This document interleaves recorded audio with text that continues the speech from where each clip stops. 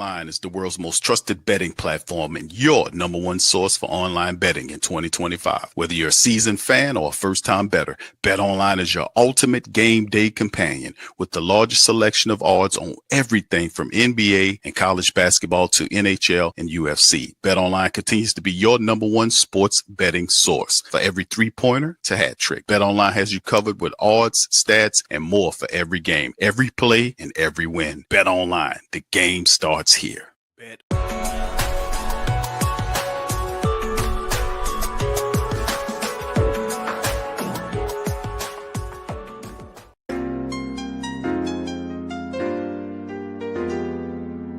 Yeah. Boogie like Benson, I'm a who that. I'm a who that. Long as I'm living, I'm a who that. Lose or winning, I'm a who that. Sports Coma, yeah, this is where we do that. Where we do that, where we do that, where we do that, where we do that, where we do that.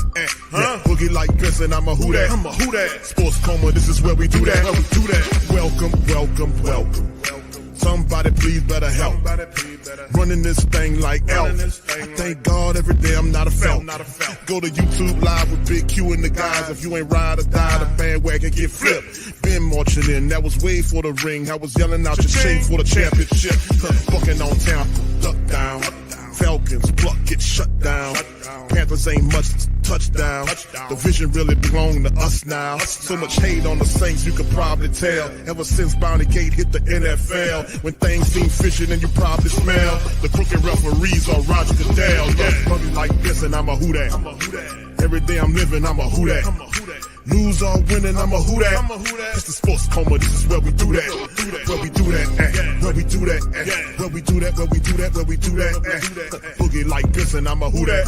It's the Sports Coma, this is where we do that. You're listening to the Sports Coma with Big Q and the guys on the PRO Media Network.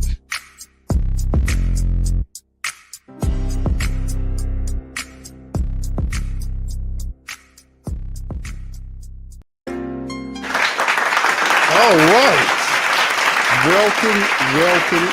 We're now rocking with the Sports Coma, Big Q and the guys, where we have an interesting, entertaining talk on all things Saints matter. So shout out to the fan. Appreciate y'all for being in the live on this one, man. Listen, the Saints making some moves, man. Listen, all I can say is we got some stuff we working on right here. Obviously, Kellen Moore is looking for more help at the QB position. So shout out to you guys. Appreciate you for being in the stream, man. We live on this Monday edition. I hope everybody's good, man. Much love to the entire mighty Who Dat Nation, man. The great Saint think tank in full effect. Big ups to all of you guys, man. Much love to you. I see all of the kings and the queens of the Coma.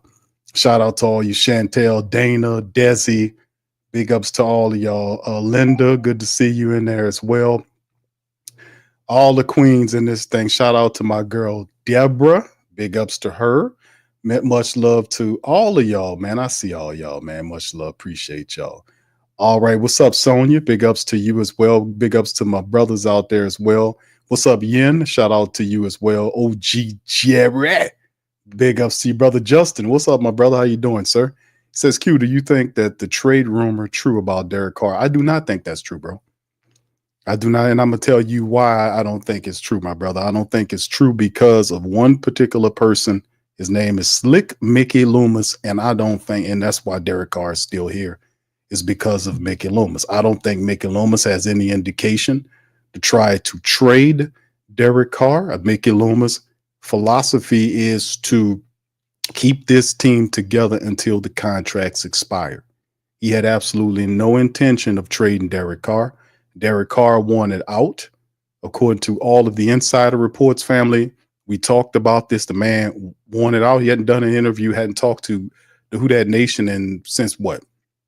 Last time we did football on the field. He's been noticeably absent. He's supposed to be the leader of the team, but he's not been heard from it. Listen, I know y'all don't care too much to hear from him anyway, but still no, if you're a leader, you're supposed to make your presence felt. We haven't heard from him. Man didn't, and many reports have said Derek Carr did not want to be here.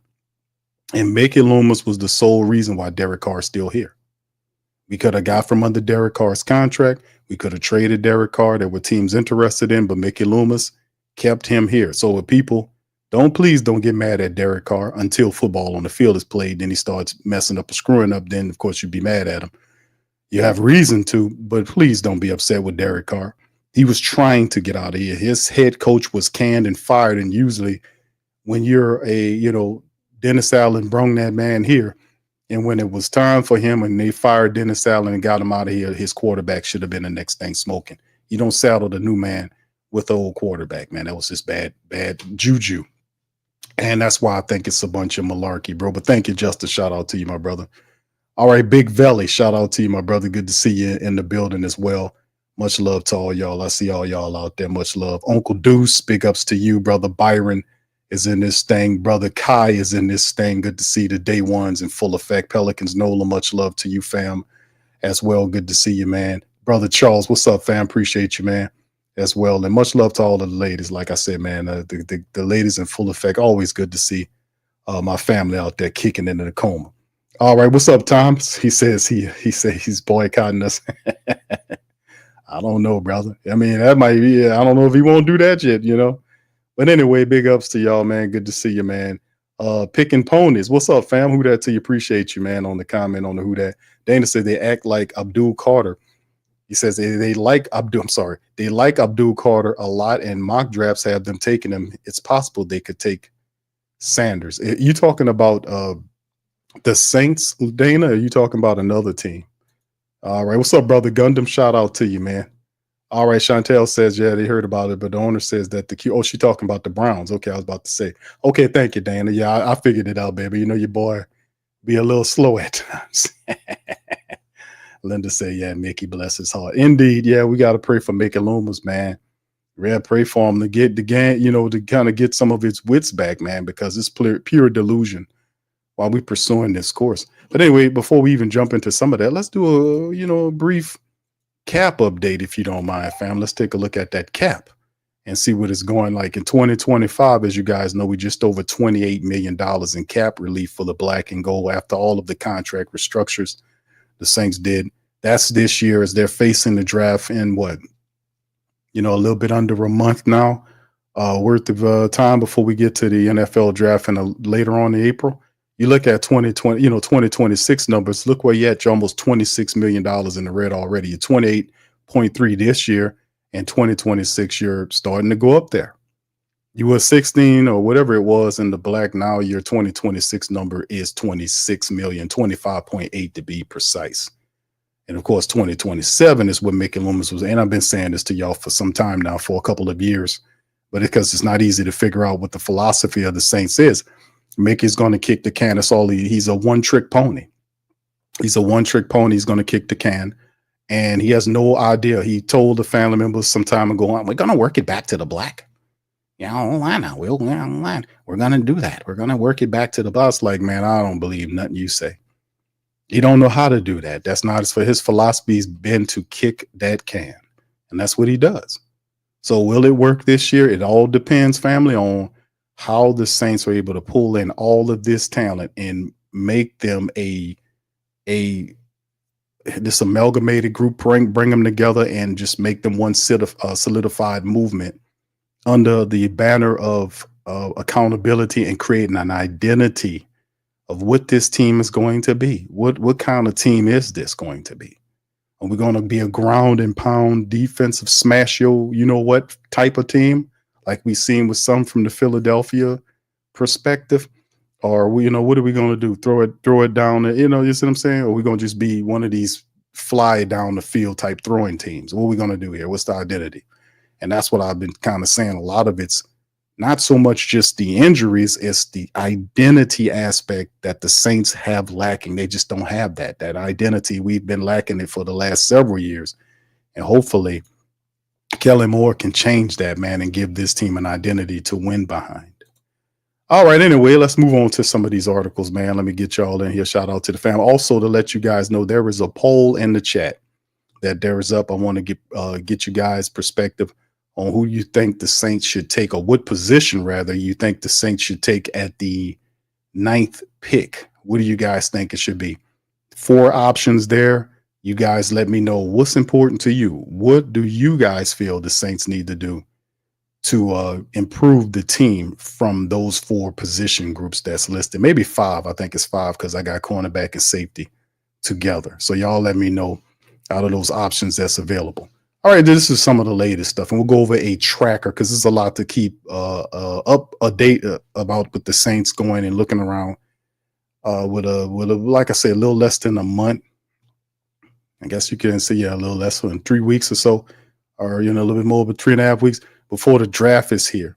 So a lot of due diligence. Obviously, the Saints didn't slow down now, where it's not so much now as we're just focused entirely on the draft and getting that together. Now, the Saints did make some moves defensively and offensively to improve the team.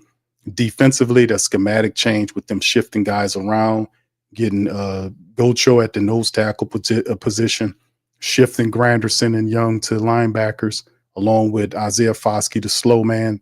Then you have the addition of Reed at the safety position, just an absolute physical force there next to Tyron. They bring back Isaac Yiadom. They re-sign Ugo Amadi at the nickel position.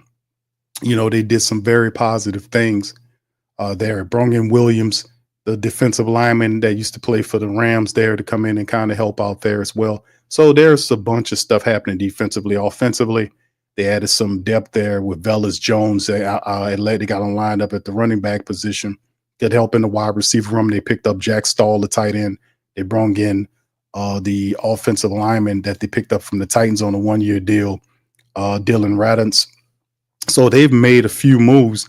A lot of people kind of gave the Saints moves like a B, So what we need to have to kind of get over the hump to put the Saints into respectable land and so forth, because we're not just competing with ourselves, we're competing with other teams that'll be making or having strong drafts.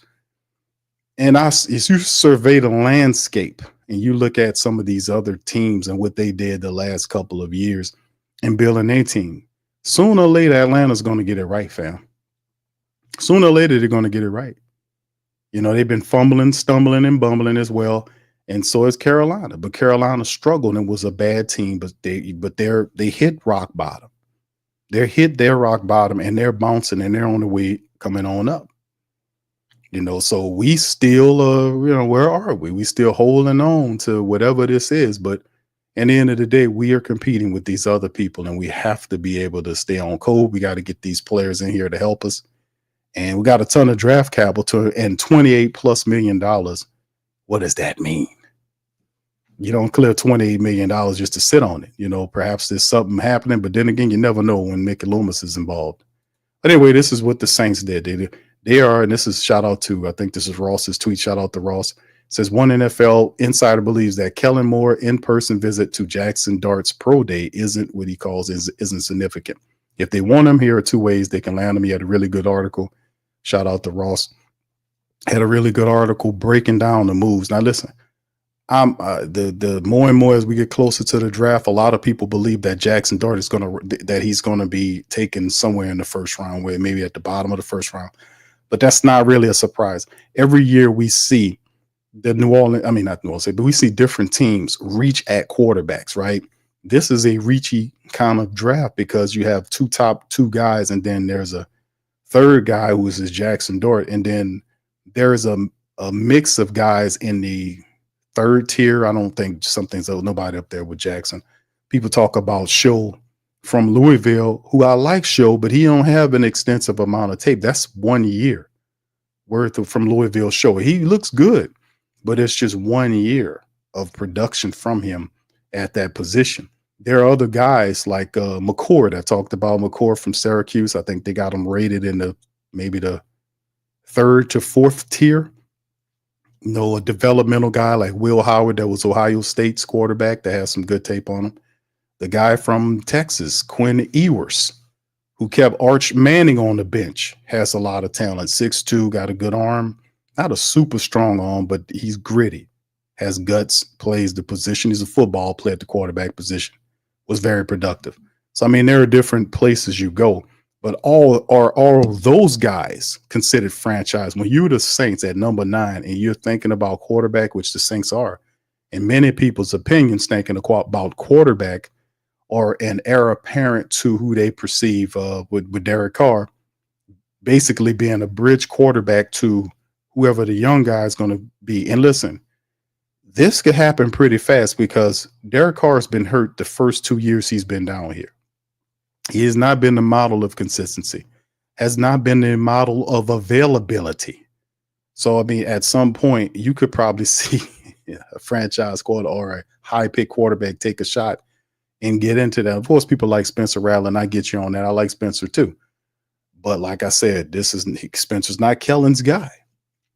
That was Clint Kubiak's guy, just like Jake Zoolander or Jake Hayner is Pete Carmichael's guy.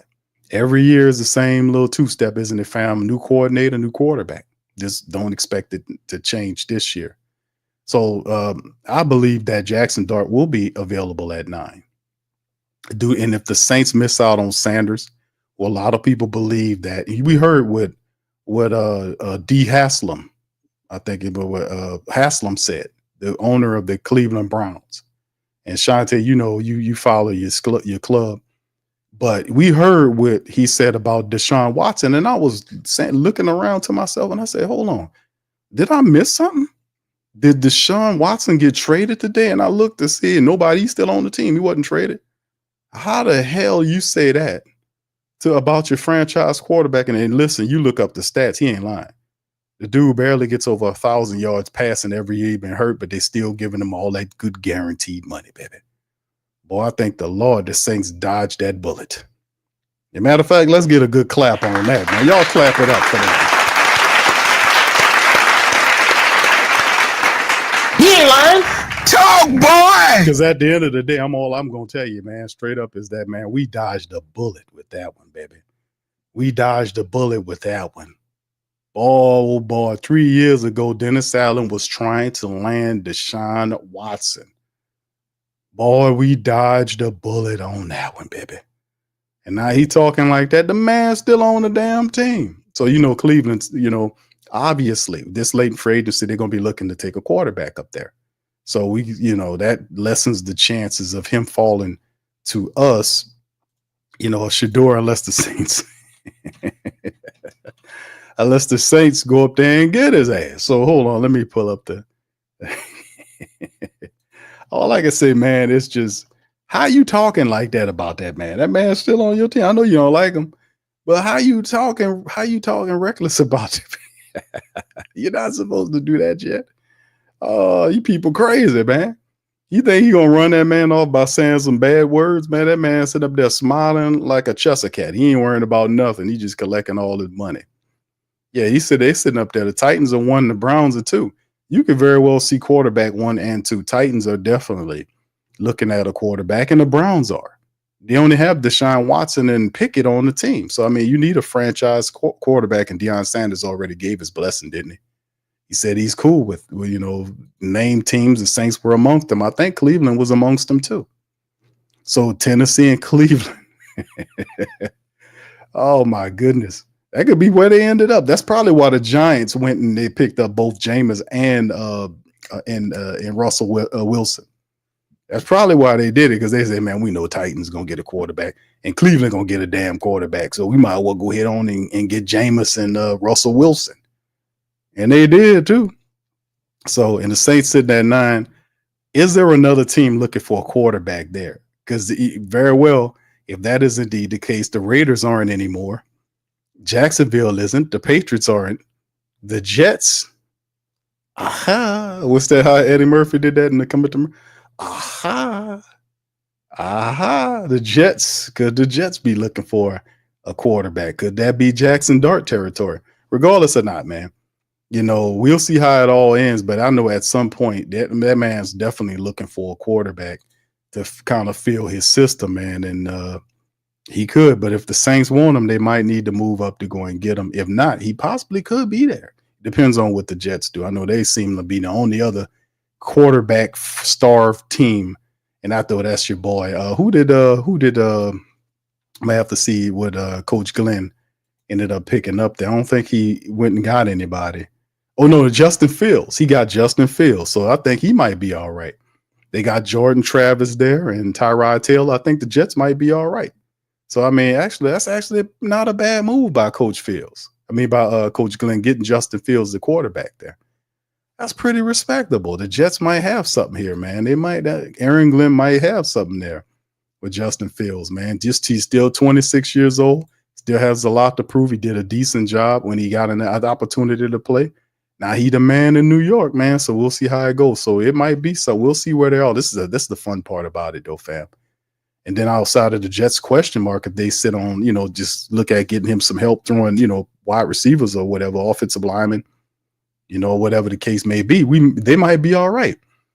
And then Carolina and then the Saints. So Jaxson Dart might be there based on that. So we just have to see. Saints linked to the ascending QB prospect with the NFL draft just around the corner. We talked about some of that and who owns the pick, but the Saints.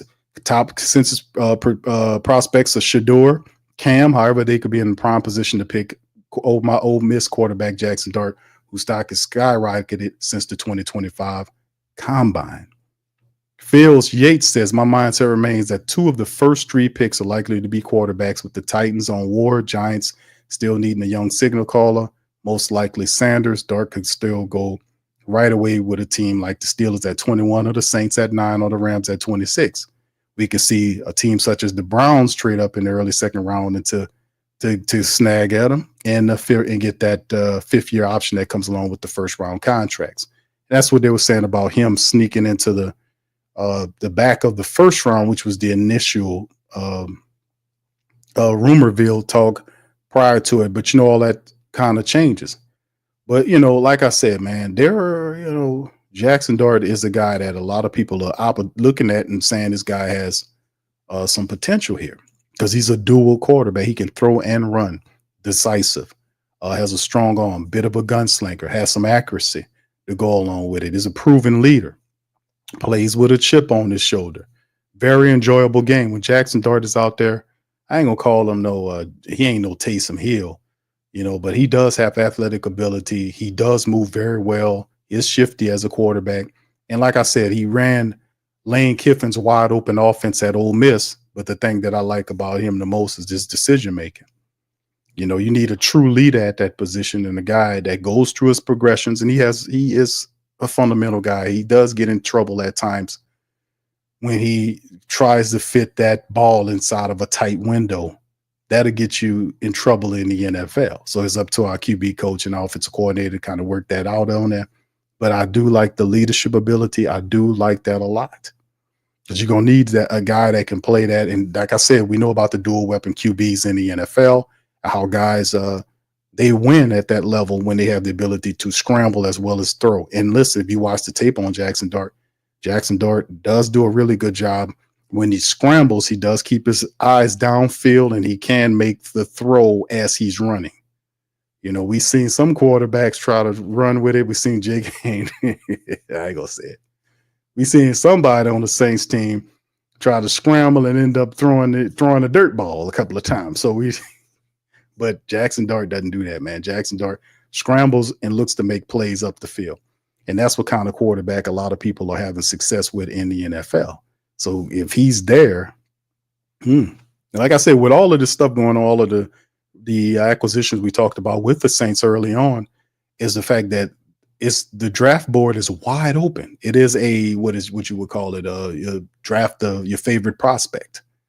I mean, I ain't gonna say they appeased everything, but they've brung in Brandon Cooks, whether you agree upon it or not. Brandon Cooks is getting $13 million for 2 years. Obviously, they want Chris Olave to play 1. They got Brandon Cooks here at the 2 and Rashid Shaheed at the 3. I don't know, you agree upon it or not. That's what they're doing. You look at the tight end room, is loaded. Taysom Hill will be coming back off his injury. They gave Juwan Johnson the 3-year contract, which means he's the future at the tight end position. They still have Foster Monroe as the backup for 1 more year, and Jack Stoll, who will come on as the 4th tight end, and they might use him in some blocking duties, all this kind of stuff. And then, you look at the offensive line, which is where they could use some help. I'm kind of shaky on the line with Dylan Runnels coming here. He's an upgrade. I said this over the last guy we have. Still on a 1-year prove-it deal, which was very interesting for the Saints. Say, let's see what we got. And he took it with an opportunity to prove himself. We'll see where that goes. Now, outside of that, offensively speaking, the room is wide open. You could talk about the running backs. You could talk about Elvin Kamara turning 30 this year. You could talk about Kendre Miller. Can he stay healthy? Availability is the big issue for Kendre. You do have Clyde Edwards-Helaire, the Saints brought back on a 1-year deal. He helps there, but he's more of a complement kind of back there to kind of help out right there. But if you want somebody with Elvin Kamara, Kendre Miller has to step up.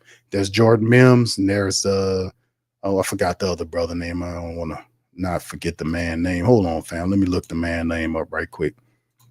You know, he's a practice squad player, but he's in the mix. I try to remember to kind of call all these guys' names out. Velus Jones Jr. is there, and and that's the guy. So we want to. It's still some stuff we want to do, but at the end of the day, the Saints can go anywhere on this board, including they can jump over to the defense if Will Johnson falls to him or any one of the fantastic safeties that's out there.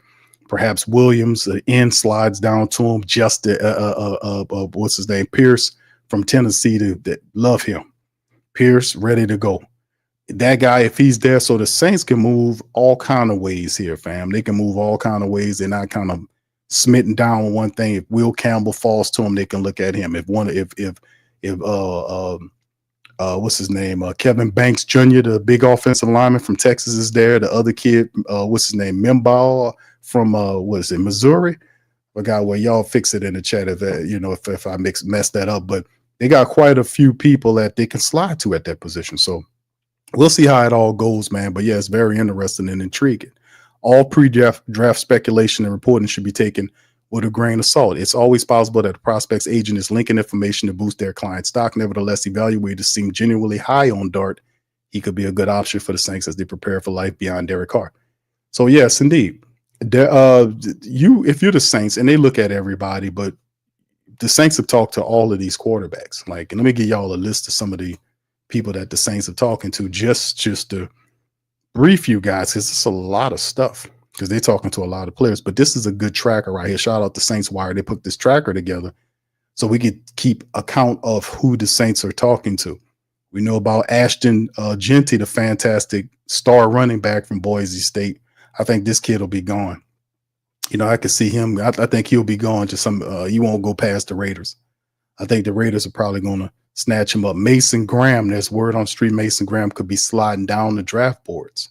The big defensive tackle from Michigan.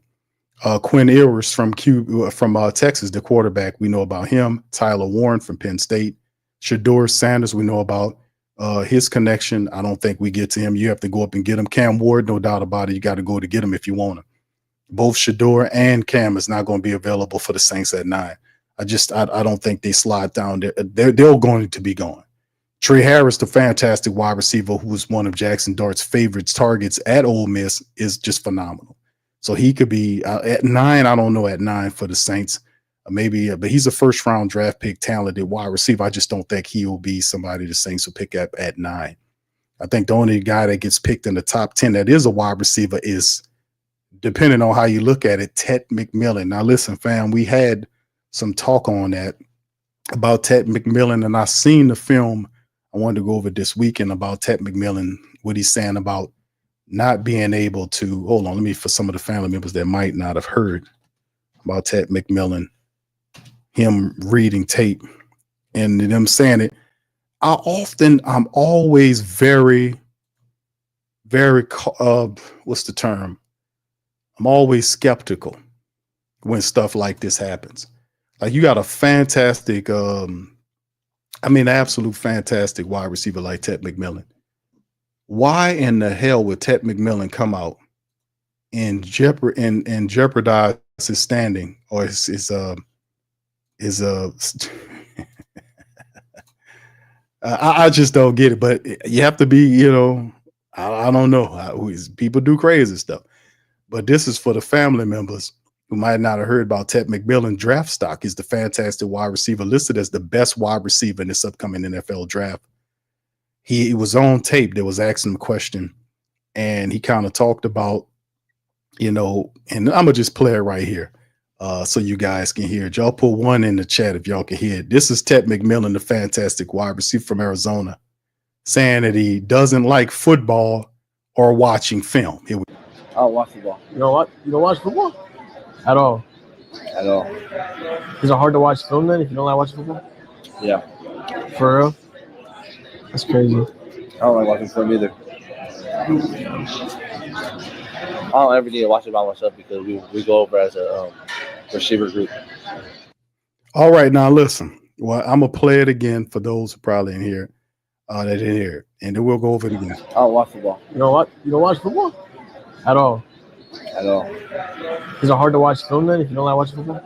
Yeah. For real? That's crazy. I don't like watching film either. I don't ever need to watch it by myself because What? as a receiver group. I don't get it. What? Bro, what are you talking about, man? I don't get it. I mean, why would you say that so casually? But he did so on the back end of the film. He was talking about that he watches it with the coaches. He watches with other people. He rarely watches it by himself. He doesn't like football or watching film, but he watches it with the coaches. He watches it with the wide receiver room. A lot of people were up in arms about this because if you're gonna draft a guy with a top 10 pick, he got to at least love the sport that he playing. And if it's up to, it has to be some self-motivation. Like because he's phenomenal. If you watch Ted McMillan plays, he's phenomenal at it. You would think that he plays with a passion or a love for game. Now, he could say these words could be misconstrued or whatever. But if he's this damn good by not watching football, could you imagine what he could be if he did like football more? But, like I said, I watched Ted McMillan. I broke his film down. Phenomenal player. Phenomenal.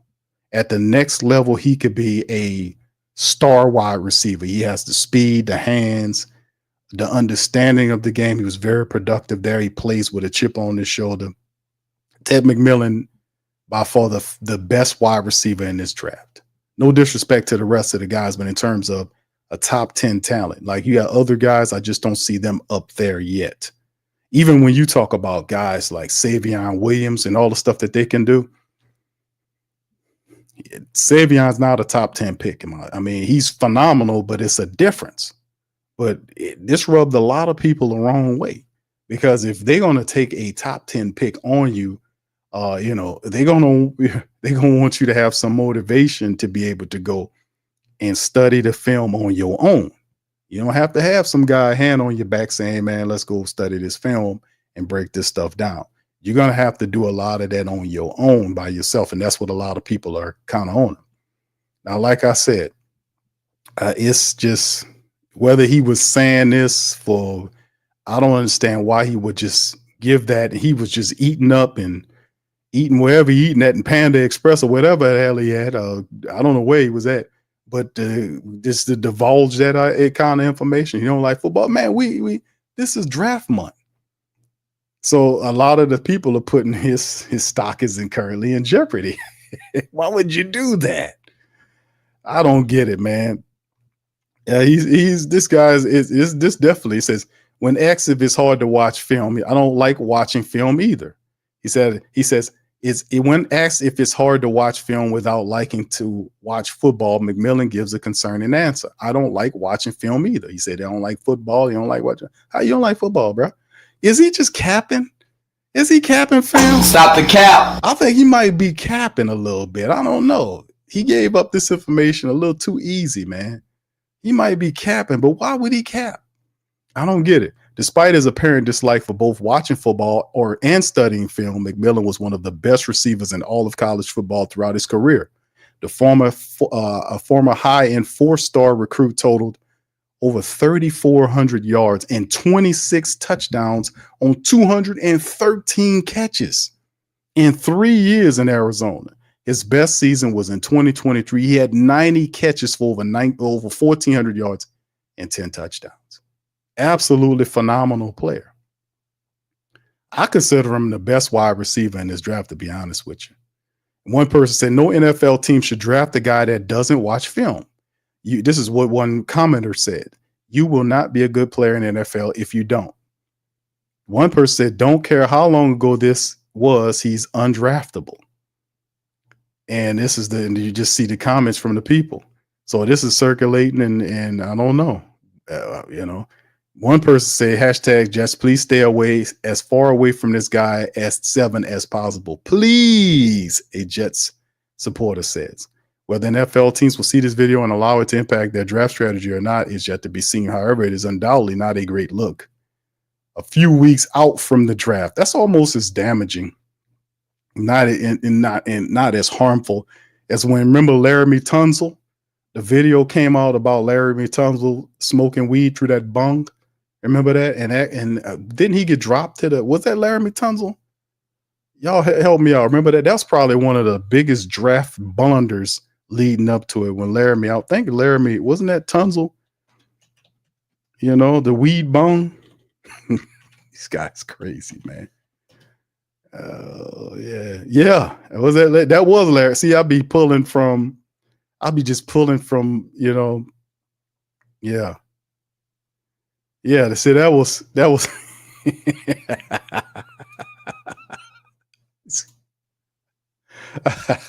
people crazy, man. Bro, this would put me in the mind. It's not as drastic, but y'all remember Laramie Tunsil, who he had, look at this video right here.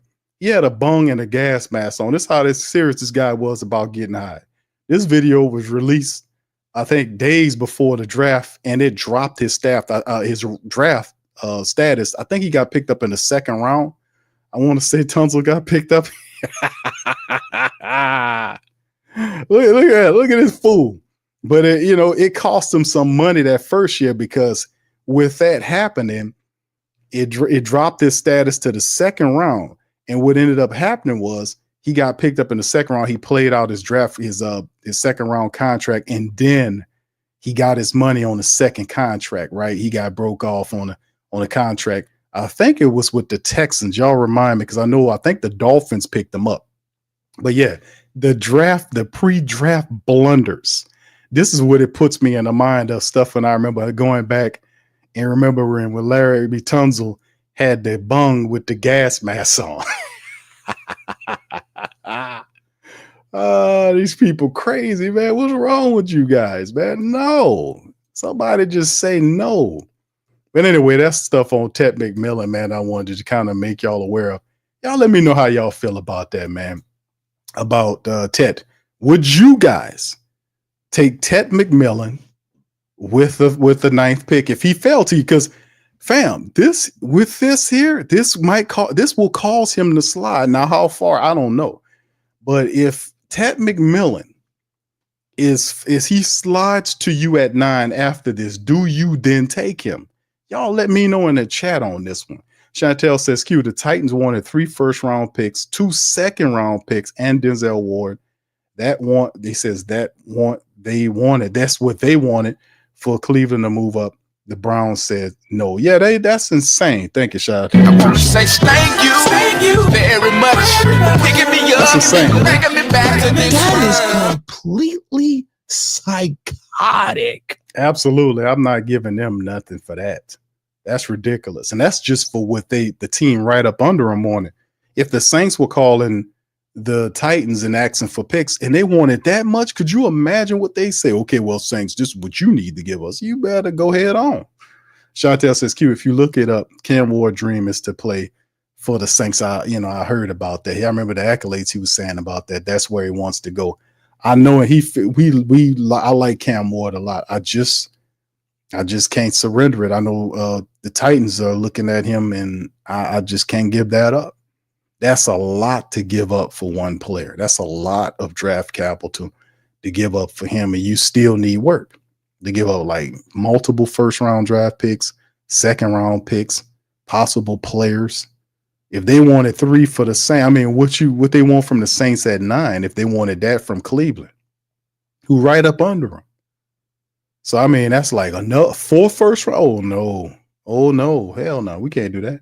All right. Thank you, Chantel. Appreciate you. Thank you very much. Picking me up, bringing me back to this world. I can't do it. What's up, Brent? Shout out to you, bro. Says, what's After listening to Ted McMillan, brother Brent, Dick Gregory probably would have said this, man. Hold on, let's see. Let's pull up what Dick Gregory would have said about what he says. And this is what Dick Gregory would have told Ted McMillan after he said what y'all heard. To stop, y'all keep talking, huh? You keep talking, man, and you shut the up.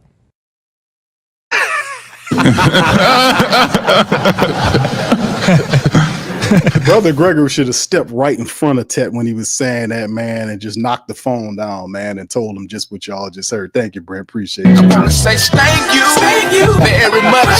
Picking me up, These taking me people back to insane. this world. Man, these people insane, fam. What we gonna do about these people?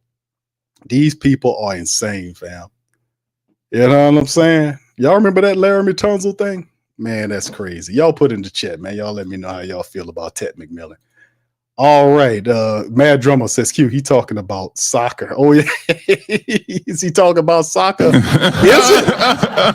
Oh, man, come on. Is he? No, I don't know, brother. He talking about soccer. I don't know if he talking about soccer, fam. Y'all gonna hit me to the game on that. But hey, you know what, though, Mad Drummer? Hey, man, thank you for that, bro. Say thank you very much. Picking me up, bringing me back to this world. Hey, bro, you a genius, bro. Because his agent could say, man, he was talking about soccer. You know, soccer, you know, the ball, you kick the ball, you know, not football, American football, but you know, that's what he could have been saying, right? But you have to pivot and then say, well, why would he need to watch film on that? You know what I'm saying? Gotcha. They were like, hold on. He said, hold on. He ain't talking about no goddamn soccer. He ain't talking about no soccer, man. He was talking about studying film. He's studying film to watch soccer players. Nah, he talking about see. Yeah, that would have worked. Hey, good try though, bro. Good try. That was a good one. That was a good one, man. That was a good one, bro. All right, Chris. Not sure if you have discussed it, but what's up, Chris? How you doing, brother? He says, how do you feel if the Saints wait next year and try to draft Manning? Wow, Arch Manning. He said, would you trade the form to draft him? Wow. First of all, thank you, Chris. I want to say thank you very much. Picking me up, bringing me back to this world. Hey, bro, I've heard this school of thought. But in order to be in position, the Saints have to be, a bad team again. Like we'd have to be worse than 5 wins to line up for Arch Manning. And the reality is, whoever's going to be the worst team next year, right? When Arch comes out, will be, or if he comes out, does he come out next year? Is he coming out next year? Because I know what this year he would be a junior. Next year he would be a senior, right? So yeah, he more than likely would come out. So whoever the worst team in the NFL will be next year, I guess what end up happening is, hold on, let me make sure. Where is he? Let me see. Is he because he would be a junior this upcoming season, right? Because the Mannings, bro, I don't think. Hold on, give me just a second, bro. Let me do a little quick research here because I don't think if you're a Manning, bro, you're not coming out of there early. They're gonna make sure you stay in there 4 years. And he gonna make they don't play that. And like I said, he's his own man, but it ain't like he running after the money. The Mannings are rich. They're one of the, they're a wealthy family. They got all kind of stuff. So there's no need for him to run out for the money. So, and like I said, he was stalled out by Quinn Ewers. Ewers kept him on the bench. And that's why I say I got to give Quinn Ewers a lot of respect because they were pushing him, trying to push to get Manning in there. Well, let me see where they got him listed as a freshman. That can't be right. Well, they got him. That can't be right. They got him there. That's wrong. ESPN got that wrong. Y'all let me know in the chat, fam, about Arch. They got him. ESPN got him listed as that can't be right. I mean, he got to be either he been there for the last 2 years. That makes him a junior coming up this. He would be a junior coming up, right? The damn website got him listed as as a sophomore. They got him listed as a sophomore. Y'all help me out on that, man. Y'all let me know. But hey, bro, if he comes out, I don't know if he comes out next year. Because I would say, he's been in college now for 2 years. This will be his third year. I don't know if they redshirted him the first year. You see what I'm saying? I'm not certain on that. So I'm gonna have to do some more research on that. Yeah. Matter of fact, they did. Redshirt freshman year in 2024. Hold on. He came in there in 2023. He appeared in his freshman year was 2023. He redshirted freshman in 2024. They got him listed as a sophomore in 2025. So the chances are that Arch Manning, who is this fellow right here, who from Newman, of course, he's the latest quarterback member of the famous Manning family, Archie Manning from Ole Miss when he was a pro. Then his sons and Eli and Peyton, fantastic Super Bowl winning quarterbacks, and this is the next generation in Arch Manning, the guy is good. He's very good and groomed to be who's going to be a franchise quarterback. I don't know if he comes out next year, Chris, but if he did, using your question, if he came out, whoever the worst team in the NFL is going to be, bro, more than likely, they're not going to want to surrender that first round draft pick, right? So the only way the Saints would line up with Arch Manning is if they're the worst team from a standing standpoint next year. And that's if he comes out. So, hey, bro, like I said, if it's somebody else, I don't see them trading him. But if the Saints line up and they happen to be the worst team there, I don't see why they would pass on him. You can't, right? You know what I'm saying? This is a Manning. He's a quarterback with a high ceiling. He's from here. He's bringing him here and make him. That's something that we haven't seen a Manning quarterback in this team since Arch did it many moons ago. So that will be pretty lively. That will light up the support base big time to have Arch Manning as the franchise quarterback for 10 plus years, man. That would be phenomenal. It's just whether or not they stand up there and all those scenarios happen as the way we see fit. But thank you, brother. Appreciate you for the super chat, man. Much love. All right, fam. Yeah. So we'll see how that goes. I'm sorry I took a while on that, fam. but the question is, going back to Ted McMillan, fam, before we move on, if despite what you guys just heard from Ted McMillan, if he's available at 9, do you take him? Do you take him? Now, if I'm the general manager, hold on, Q, and Ted McMillan's there. Well, what should we do? We got to have some more communication here. We got to get some, you know what I'm saying? We got to talk a little bit more, baby. Baby, we got to have a discussion about that YouTube video, baby. We got to talk about that. That's what I would be. I would have to communicate on that.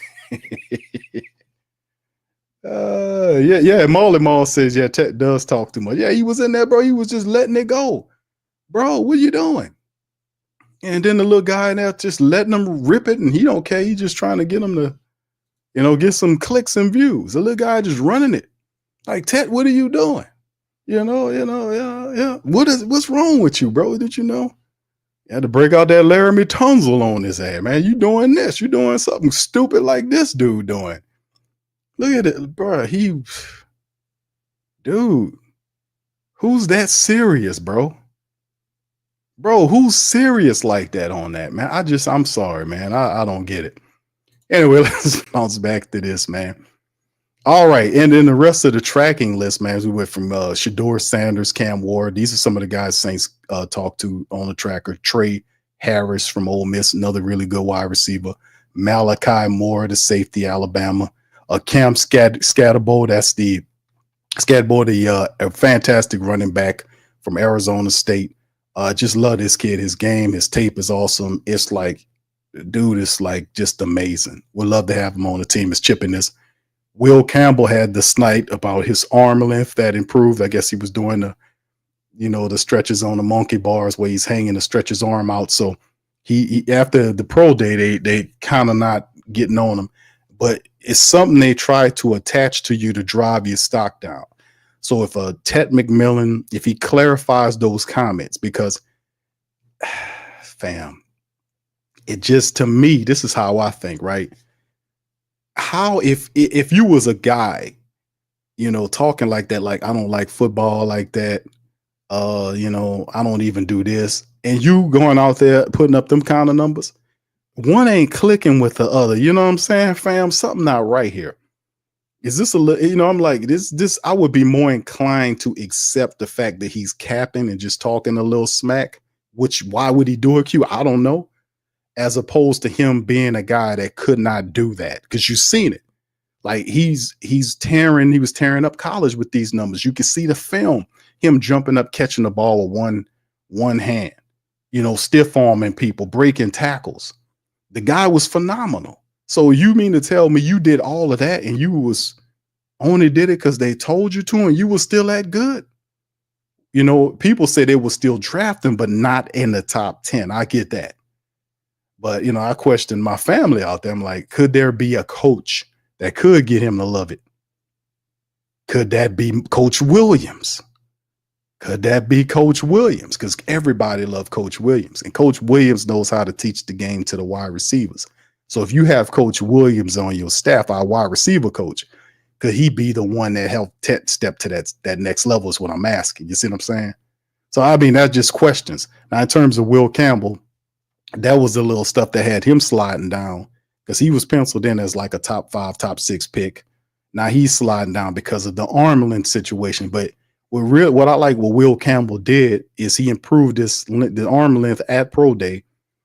And then he had the interviews where he was telling people, hey, man, listen, whether I play blindside tackle, that's the money position, right? But at the same time, if you need me to, I'll play any position you want. I'll slide inside, play guard, all that. And see, when he said all that, that just let them know right there. That kind of solidified him there to have that type of mentality.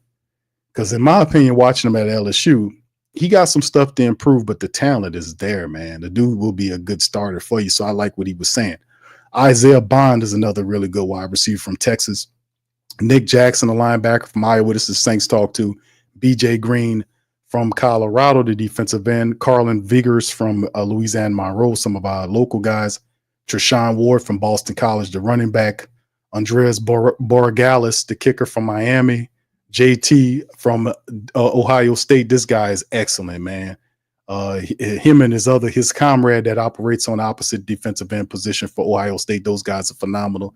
Logan Brown, the big offensive tackle from Kansas as well. So these are some of the guys the Saints have talking to as of right now in terms of some of the stuff that's happening in the draft situations out there right now. So yeah, it's a couple of things going on, man. And then we hoping that the Saints just keep on doing their due diligence and moving this thing. So hold on, let me see if I can show the rest of this stuff for the fam. A couple of tweets right here from Nick Underhill, because he had a few things. Shout out to Nick Underhill. Was talking about Will Campbell and who they talked to and who they seen.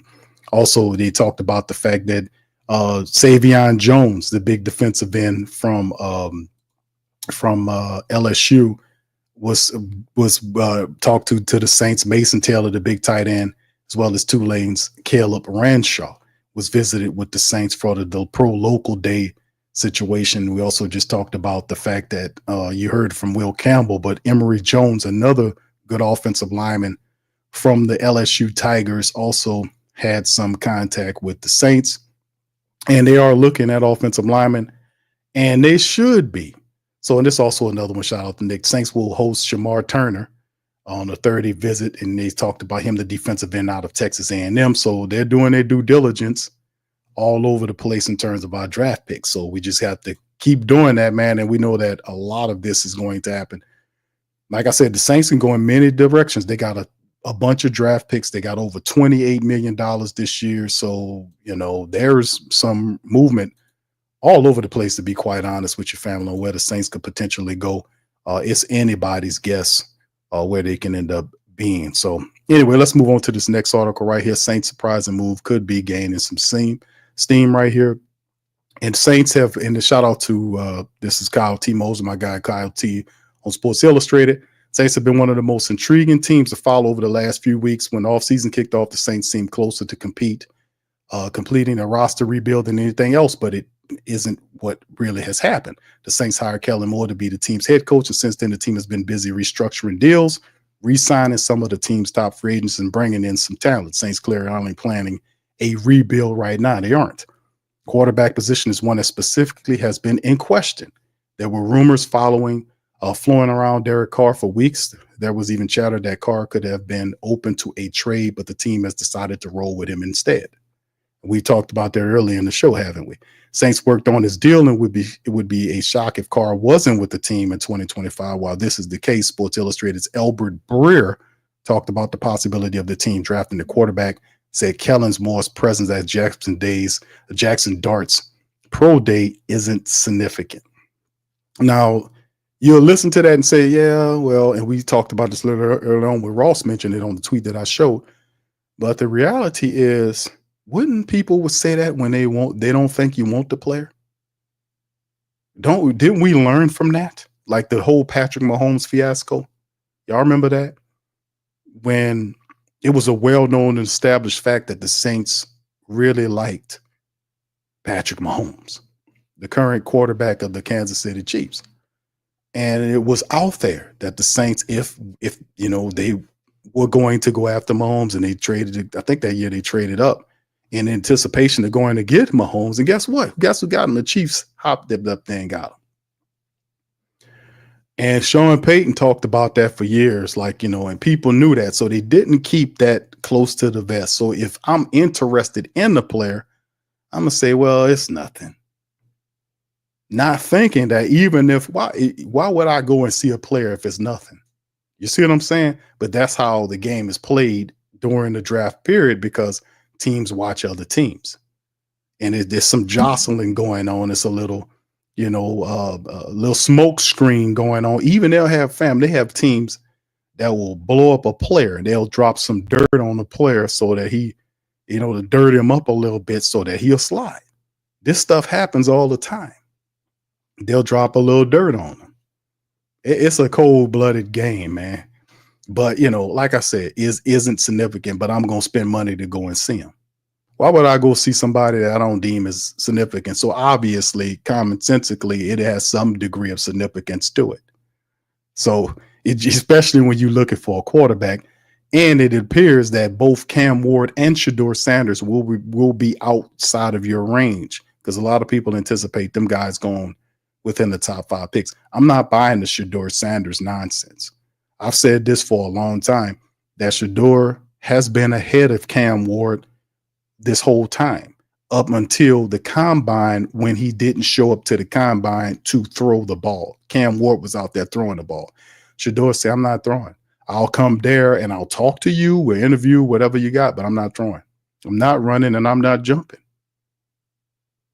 And then next thing you know, he way down inside the 20. I'm like, how'd that work? It's some BS. But in the end, my opinion is, watching both those guys, and they're both phenomenal. Shedeur always been a little ahead of Cam Ward until that happens. Now they have Cam Ward ahead of Shedeur. Now, whether or not the Titans really like him like that, because we don't really know. They could be just playing it to the key and then end up going and get the other guy. The point is that those two guys have been the standard 1 and 2 that people have picked to say that they were going to go within the top 5 to 6 picks in this draft.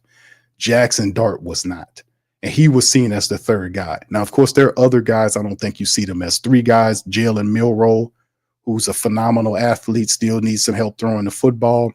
McCord is another fan. I think McCord should be a lot higher, because what he does, he led college in passing from Syracuse. He's accurate. He's intelligent. He's just not athletic. But I think he should be a lot higher. Just me. Quinn from Texas is another good quarterback. He kind of clump in the second tier quarterbacks. But some people see Jaxson Dart as the third quarterback, and then there's another tier where you see Quinn Ewers and all these other guys clumped together in that. Dylan Gabriel falls down there. It's a bunch of other guys. But with that being said, there is talk that Jaxson Dart, even up until about a month and a half ago, that Jaxson Dart could slide back into the first round, at the bottom of the first round. We know every year a quarterback finds his way into the first round. When other guys are going, you'll see one there. And Jaxson Dart's number, he had a good pro day. He had a good showing at the combine. His draft stock has risen. And Saints looking at him. that's not something to kind of look at and poo-poo at and say is insignificant. And of course, like I said, fam, that's the logic. And y'all all know that when somebody tell you that, you know, ain't nobody gonna spend no money to go look at nobody that they see as insignificant. So I mean, that's just draft babble. Yeah, okay. KB says, yeah, man, I want McCord. Yeah, hey, bro, listen, McCord can play. He ain't athletic. He slides too. Listen, he ain't athletic, but he does slide. He'll slide like Tom Brady slides. They're not athletic, but they'll slide this way or that way to throw the ball. You know what I'm saying? Like if there's an angle there, they're not going to stand fixated to that ground. They're going to slide to get a better view to that side or that side to get that ball out of there. And he can make the throws. His arm ain't as big as you would like it to be, but he got enough pop on the ball to get it upfield. But like I said, the guy could play. You know, he ain't got a big gun like Joe Milton. Very few do. But at the end of the day, I think the guy can play the game. You know, so it's a couple. That's just my take. NFL reportedly changes. Here's some reportedly changes rule to let teams wear alternate throwback uniforms 4 times a season, which I think this is pretty cool. Fox Sports' Jordan Schultz reported Monday that the NFL's altering its uniform policy to allow teams to wear their throwback and alternate jerseys more often in the future. The new policy will permit teams to wear such uniforms up to 4 times throughout a single season, increasing the maximum from 3 times in 2024. So you see some of the old school uniforms like they have here with the Seattle Seahawks in the silver and blue, the classic, the old Denver Broncos orange, the Orange Crush, the Philly light green from the Randall Cunningham era. Y'all remember that? Those are always cool uniforms to see. So that's the policy, that's the rule changes to talk about right there. I thought that was pretty cool to talk about as well. All right, so anyway, as we keep it moving and grooving, baby, let's keep on moving this thing here. That's this one, and then I got a special TSC article I won't go with y'all to close out the stream on. ESPN picks Saints as the perfect fit for the top 25 draft prospect. Shout out to Saints Wire. All signs point to Saints giving Trevor Penning an opportunity to build on his encouraging 2024 season and win a long-term contract extension as the team's starting right tackle. But 2025 NFL draft could throw a wrench in those plans if the Saints have an opportunity to get a starting quality tackle early in this year's draft. They shouldn't let Penning's presence stop them from picking them. Now, the thing is this. With Trevor Penning, like I said, I don't think the Saints handled Trevor Penning well. I think he has his first full season in his, third year. He's going into his 4th year. So he had 2 years where he played a total of 7 games. The first year, the rookie year, 1 game. The second year, when he filled in at the left tackle position, like 5 or 6 games before they yanked him out of there, buried him on the active roster, had backups playing on the top of him. It was bad. Then the third year, bring him back, and it was so tumultuous early on in the year. Remember, it was in the preseason, they had Trevor Penning. Y'all remember this? And Penning, and he was looking bad in preseason, and then that was that last game right before they was seeing if he can make it, because all of the question was, this guy is such and such, such. Y'all remember that? And Penning showed out and had a solid game in the preseason that took the pressure off of him because everybody was watching him, and they were giving him the extra reps, and credit to him, he was able to beat that, be able to show that he could play the position. Well, this past season, he showed some improvement because you couldn't do any worse than what the man did over the last couple of years. But simply, the writers write about this. If Will Campbell or any of these other guys are there, man, you better pull the trigger on them. And that's just what might happen at number 9. Matt Bowen of ESPN highlighted his favorite team fit for each of this year's top 20 prospects. When it comes to the Saints, he likes Missouri's right tackle, Armand Membo, as a perfect match. Now, a lot of people, including myself, have been not adding Armand Membo in the top offensive tackles, offensive linemen that's there. I talk about Will Campbell. I talk about Kevin Banks Jr. from Texas, but I don't often talk about Membo. And I guess I consider him more like to me, he has first-round talent. I just don't consider him to be a top 10 pick. Some people have him as the best offensive lineman in the draft. Excuse me, fam. I don't see that, but he got good tape. I just don't have him that high. Saints could go multiple directions with this pick, but I like the idea of new coach Kellen Moore adding Membo to pair him with the 2021 first round pick Tyler Fuaga that would give the team 2 bookend tackles for the future. I see Membo playing at the right tackle spot where he uses lower body balance and foot quickness to handle speed and pass pro while still displacing defenders in the run game. Moore saw the value of winning the edges in Philly last season. He could build up front with New Orleans. Now, listen, I loved it. If you're going to take a talented offensive lineman, y'all know I'm about that business. I'm about that life. I'm about having a building my team from the interior, from the inside out, meaning from the offense and defensive lines out. You know, because without those lines, you're not winning anything. You're not protecting no quarterback. You're not going to run the football. You're not going to throw the football. And on the defensive side of the ball, you're not going to stop the running. You're not going. It's just a lot of stuff that turns bad. With a strong offensive line, I take possession of the game, baby. I control the clock. I dominate. I can pull. I control and possess the clock. It don't matter if I'm home or away. If my lines are dominant, from an offensive standpoint, I can control and dominate the clock and control the plays that my adversaries are calling, because with my clock possession, I will force them to throw plays away and get desperate and start throwing the ball more, which could lead to interceptions and turnovers. So when you start possessing the clock, it don't matter if you home and away.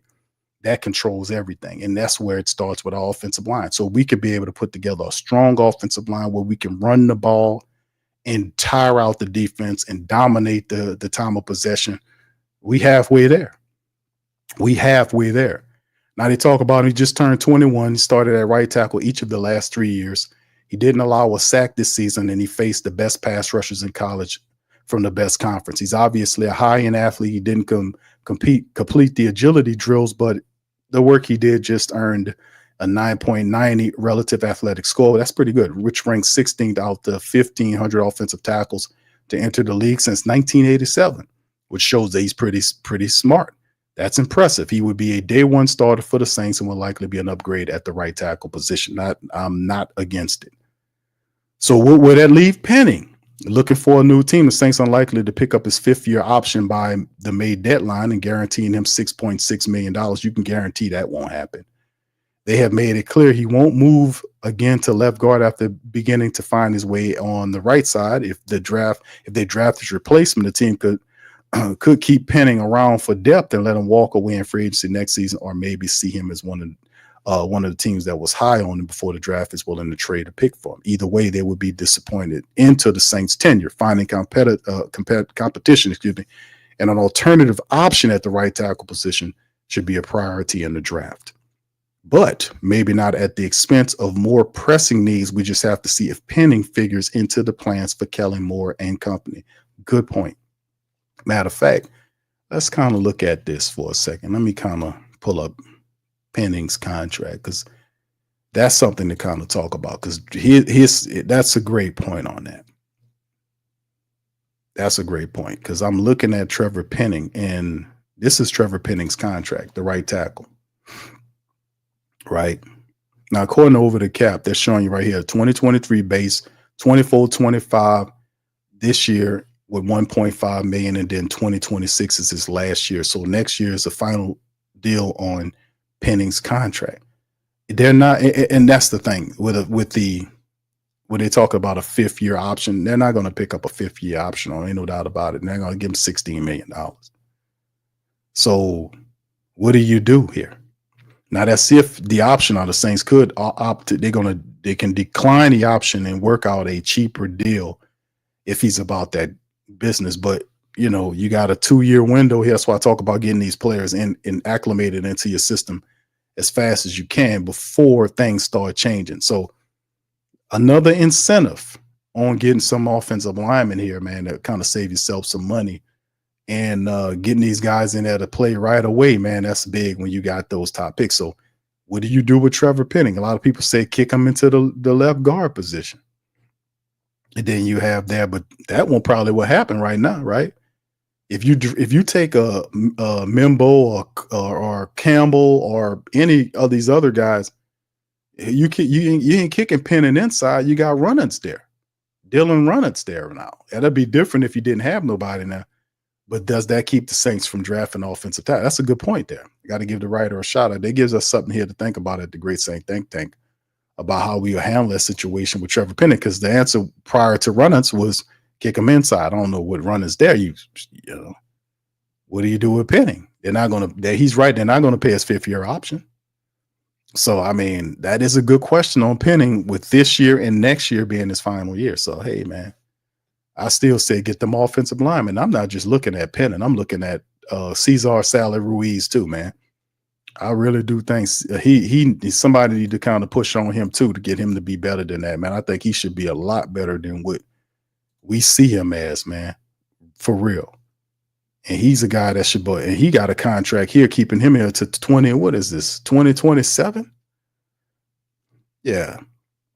Yeah, he got his contract is 1.1 this year, 2026 is 9.5, and 27 is 9.5, and 2 voided years in 28 and 29. So he got some job security here for the Saints. So we'll see if Penning shows up and balls out this year. I have no idea, man. We just have to watch and see. All right, fam, and of course, our last article is not so much as it is a football-related article. It's part of our TSC segment, in which I kind to share with the family members, a little information, a little something that came across my feed. Somebody sent to me, man. And I wanted to kind of get you guys, I just wanted to get you guys' thoughts on this particular gentleman and what you thought about this particular item of news that happened. And y'all put y'all caps on and let me know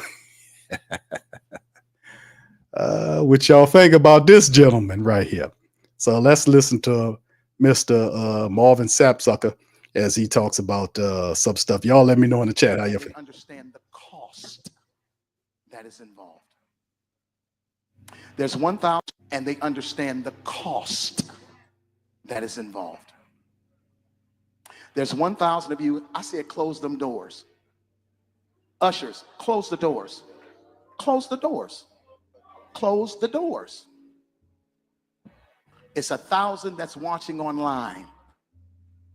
This is a small seed. If I get 1,000 online to give this, if I get 1,000 in the sanctuary to give this, that's $40,000 tonight.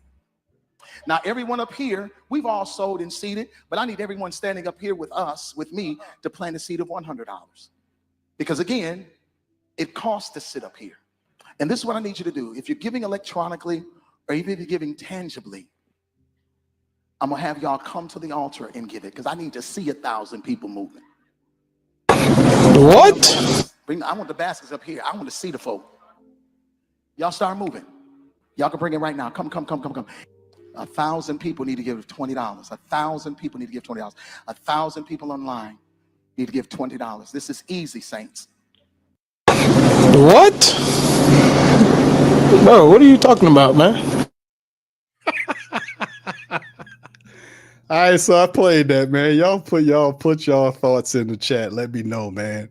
What y'all thought about what y'all just heard. Now, some of you guys have heard this before, but if you hadn't, I want you to tell me, put it in the chat, your thoughts on what you just heard. I love to hear you guys' thoughts. So while y'all are doing that, let me go ahead on and hit this this poll up and see what y'all are saying in the poll. All right, which position should the Saints take with the 9th selection? And the family members, 43 or 42%, that's 43% of the family members say the quarterback position. Let's see, 25% says wide receiver, 24% says the offensive lineman, and 8% says cornerback or safety. So a great deal of the family members are saying straight up, man, we need to get that quarterback. And then, of course, the question would be, what quarterback do we go for? All right, so anyway. Desi, you know what time it is, baby girl. All right, Backwood, shout out to you, fam. Yeah, okay, yeah. If I was going to say you would bring Penning back, okay, all right. Yeah, for cheap. I get it. I get that. All right, what do y'all think about? Okay, Saints for Life said Membo is damn good. He could play tackle or guard as long as move well. Thank you, bro. I just didn't have him that high, bro. I had him And you know, the top 5, I just didn't have them like a top 3, man. I guess I'm sleeping on them, or not sleeping. I guess I'm just low rating them, man. I have to look at some more film. OG says that's Mickey Loomis right there. Hold on now. I ain't actually fraud. Goddamn dime. That's a lie. All right, Sai says, what's it? He's worried about Trump tariffs.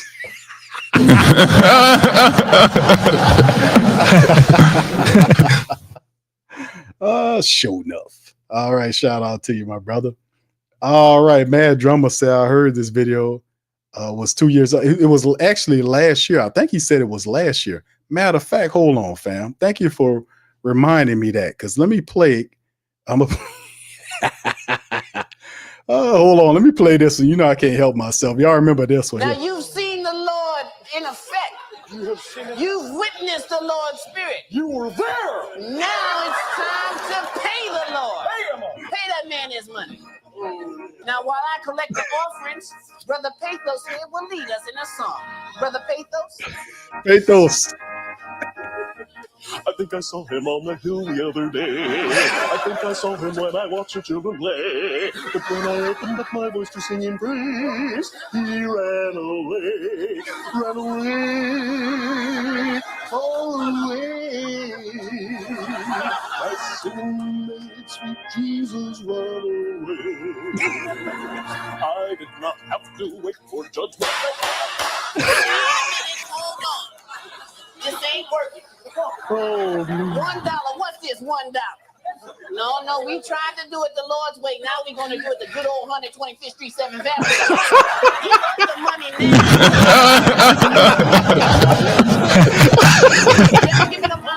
Give up the money. Give it up. Give it up the money.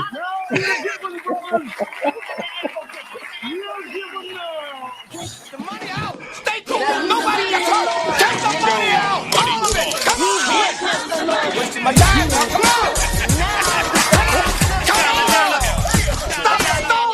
Oh man. Oh my goodness, man.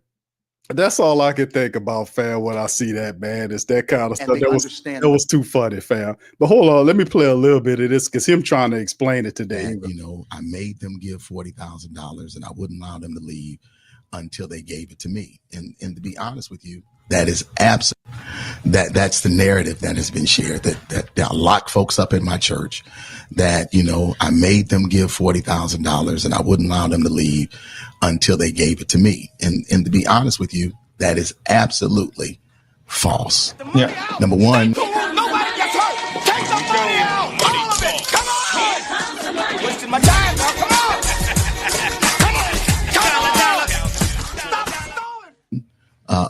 That offering was taken last year.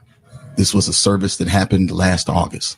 Number two, it didn't happen at my local church. It actually happened at a national organization's international meeting. That's where worse. Churches from all over the country, That's all worse. over the world came together for the purpose of celebrating the Lord and Savior Jesus Christ. Oh, that's what it was. People took issue with me saying, shut the doors. Understand, I never said lock the doors. Yeah. I said, shut the doors. Shutting doors mean that people still have the ability to go in and out. They're taking issue with my tone. And I can honestly say, you know, looking at the video, maybe I was a little more assertive than I should have been. And I can apologize. What? And I can apologize. No, what are you talking about, man? $40,000, if it was $40,000 that was raised, was never given to me. That money was raised for the purpose of taking care of the budget for their conference, not Marvin Sapp. Number two, it didn't happen at my church. Oh my goodness. That's a lot of splaining going on there, man.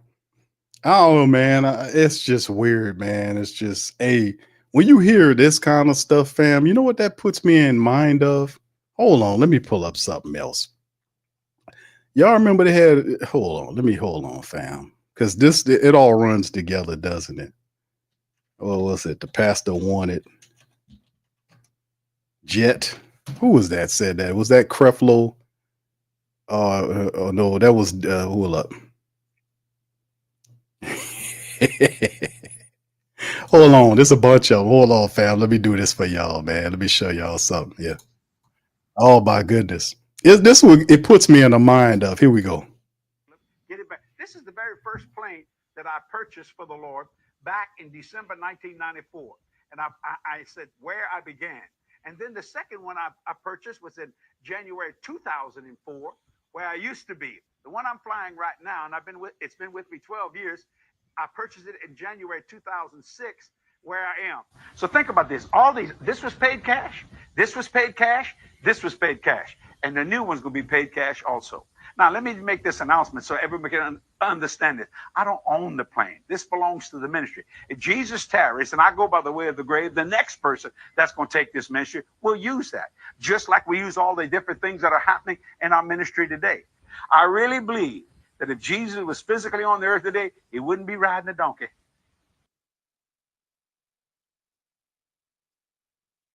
All right. Okay. All right. I have sinned against you, my Lord.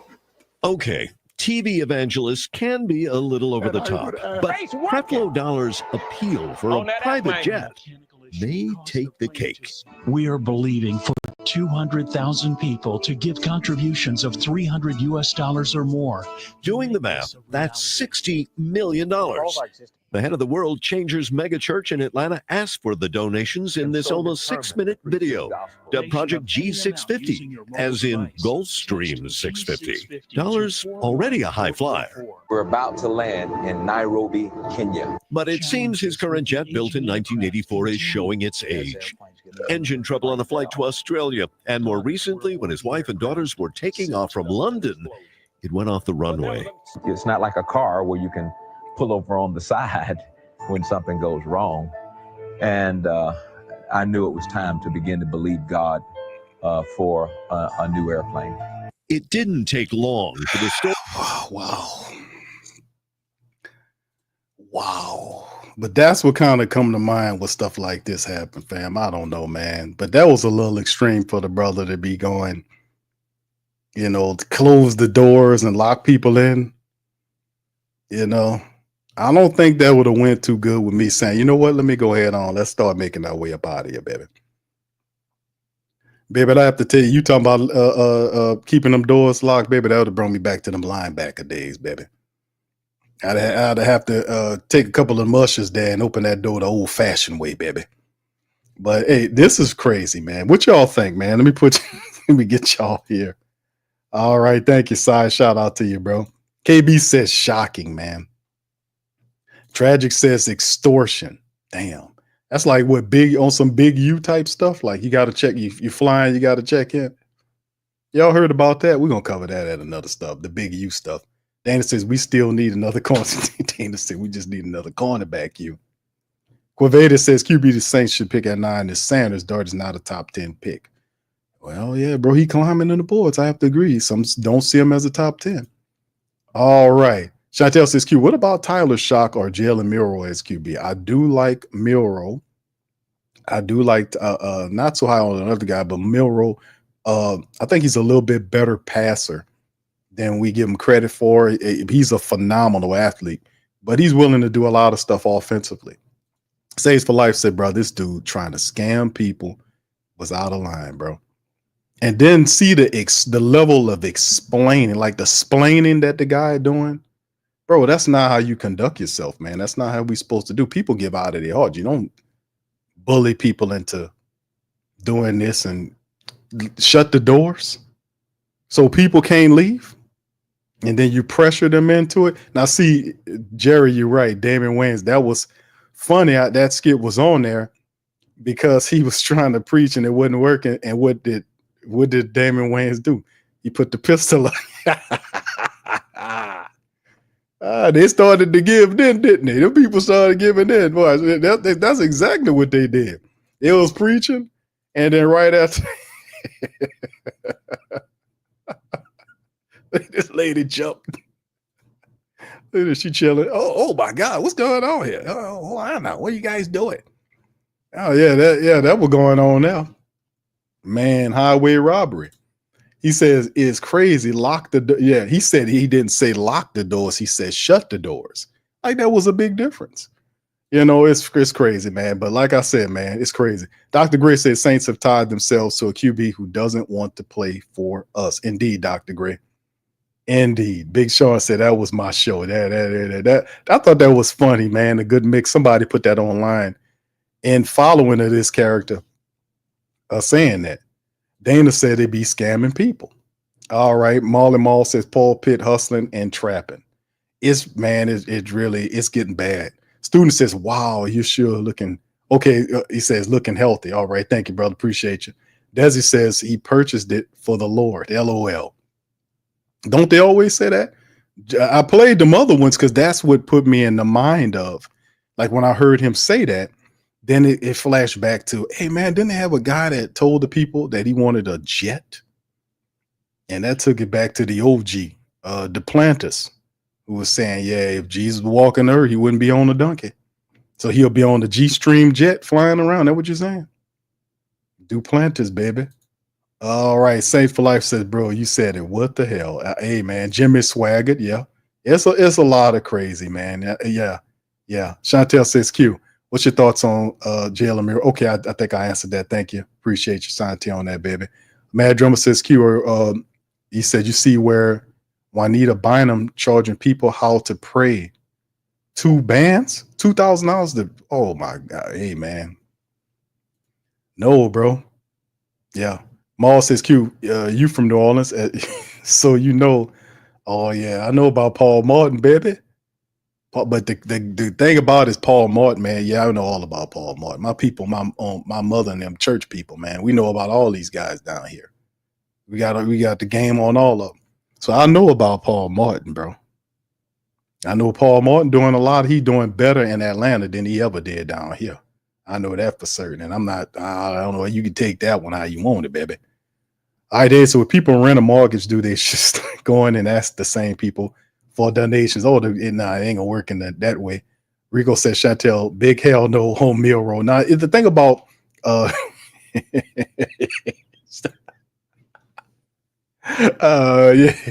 Hold on, baby. Baby, you're wrong, baby. OG Jerry Axon, Reverend Saint, what I think about Marvin Sapsucker. Baby, listen. You're wrong, baby. Baby, you told them people, baby, to shut them doors, baby. Baby, that's wrong, baby. You can't do that, baby. You know, Reverend Saint, baby, let me tell you something, baby. If that would have happened to me, baby, baby, I'd have had to bring out the knife for you, baby. Let me tell you something, baby. You know, but hey, man, listen. Fam, people hey, man, you gotta change it up, man.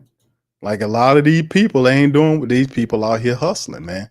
Saint for Life says double talking isn't going to work, my friend. People know better. Some do, bro. A lot of people still waking up. We just need to wake up a little faster. Mad Drummer said these folks need to stop charging. It's a toll booth a lot of times. Yes. Jojo said we should take Sanders. How do you think we should get them, Jojo? What do you think? Or Cam Ward, how do you think we should give them? You want to pay that tariff? 504 Cole says, Q, the church has done a lot of damage to our people. In my opinion, keep us stagnant. You don't have to go to church to have a relationship with God. This is true. A lot of people go to church for the community, you know, for the commune aspect of it. Like, and a church could be just, you know, some friends getting together at y'all house and praying and reading the Bible. It don't have to be a big old mega church where people go to. It don't have to be like that. Sometimes it is. Some it could be a private gathering of people reading the Bible. So it's the community aspect of people coming together. And I think that's the thing that people treasure in terms of it. And you just, unfortunately, you got scum and trash that do filter or get in between the interworkings of it, that we got to check these folks, man. You got to check these folks. We really do. Thank you, 504 Code. That was a good one, bro. JT says, blessings, Q. Who in draft are you going to, let me see, let me get this right. He says, who in the draft are you, let me see, interpret this. He said, or game changers. Okay. Saints should pick that guy. Who's the game changers in the draft? Who should we pick? I mean, it depends, bro. There are a bunch of them. It depends if you want a game changer at the safety or the cornerback level. At 9, you're going to get somebody, bro. even at that second round pick, you're going to get a couple of people if you know what you're looking for. Like that top end is a lot of good talent. So it depends on where you're looking. If you're looking for an offensive lineman, you'll find one at 9. You're looking for a defensive lineman, you'll find one at 9. If you're looking for a linebacker, you'll find one at 9. You're looking for a cornerback, you'll find one at 9. I mean, it depends. Now, the quarterback, that's a different thing. Jaxson Dart, to me, does have some first round talent. A lot of people don't see him as a top 10 pick, like Fam said, but it depends, bro. Because quarterbacks are a little different. Sometimes teams will reach on those quarterbacks. And the fact of the matter that you don't have to play. See, and this is another thing about Jaxson Dart. You don't have to play Jaxson Dart right away. Jaxson, if he's your guy, not saying that he is, but if chances are that Cam Ward and Shedeur Sanders are going to be gone, you would have to move up into the top 3 or 4 picks to land those guys, because it could.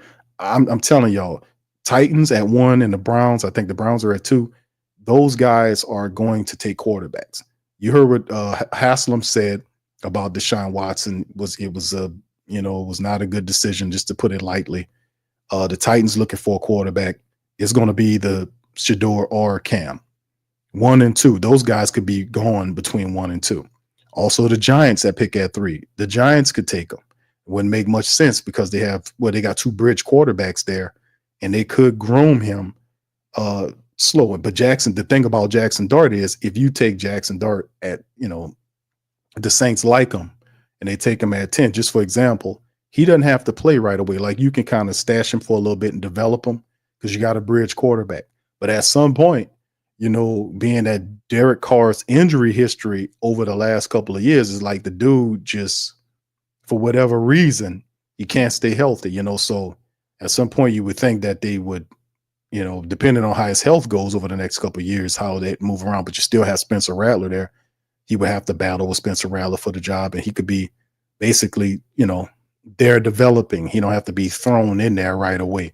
So at some point, you're going to have to go to the future, fam, with a quarterback, So it depends on the JT. Shout out to you, my brother. Hope everything's well. Rico says, if not those 3, don't take no other QB. I guess you mean the 3 I mentioned, bro. All right, Saints for Life said, I can't stand these people. It's messed up. All right, Sean says, the Lord gonna smite them if they keep on playing. I think he already, but bro, anytime, one of the worst crimes that you can ever do is a spiritual crime, when you mislead people and just knowingly misleading people, and people are putting a spiritual trust in you, like you supposed to getting them close to God, and all you use is taking their money from them and misusing and abusing them and lying to them, man. That's a whole nother crime, man. That's something the Lord knocked the piss out you for. I'm just keeping honest with you. That's just rotten. That's terrible. But they got a lot of these people that play games like that, and they really delusional, and a lot of them is demonically led. So discernment is needed, family. Discernment. You have to have discernment. Discernment will teach you about charlatans like Creeflow, Want Your Dollars, Reverend High Price, and all these other dudes out here.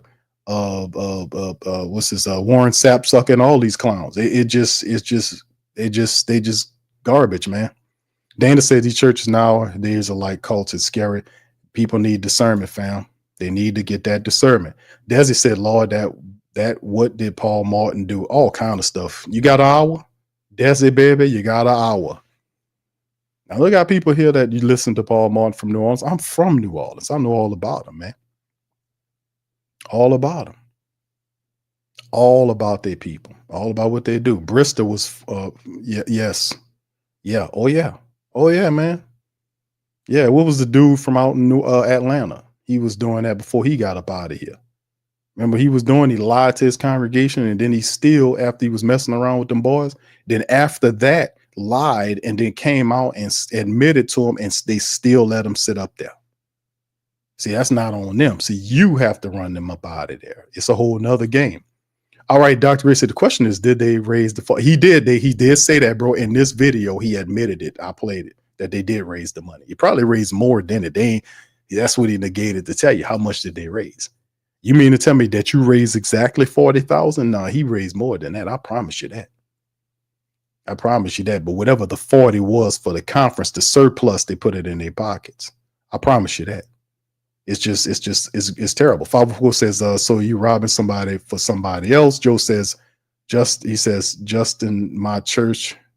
And he talks about what put that again, Joe. I'm kind of not getting that, my brother.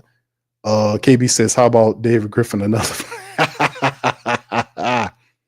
I don't like David Griffin, man. I actually despise David Griffin. There's very few people I despise. I just make fun of Mickey Loomis, but I really despise David Griffin. I really do. Desi says, right, I'm on the fence with Catholic right now. I grew up a Catholic. Too much going on. Yeah, you got to get them straight, baby. A lot of stuff is going on.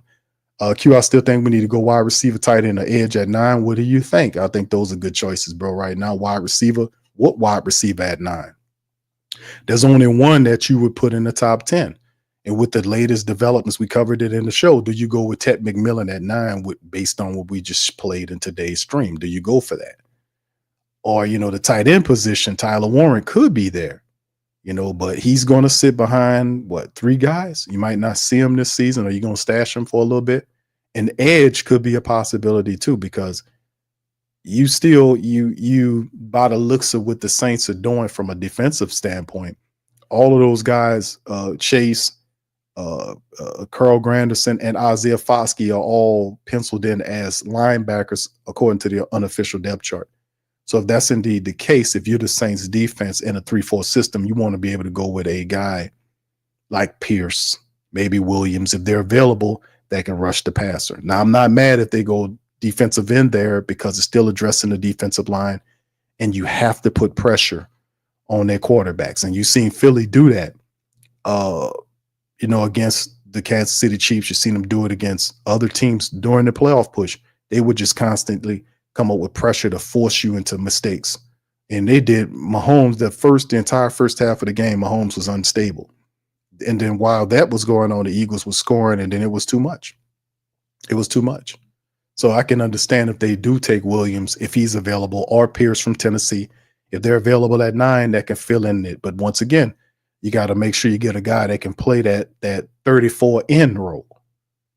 And which one of those guys fit that 34 end role where you can put them there and they can rush the passer and also set the edge? Because remember, a lot of pressure will be on those guys running that 34 defense, because those 3 down linemen in the front, they got to put pressure on the 5 offensive linemen to allow those 4 linebackers to roam around and blitz or drop into coverage.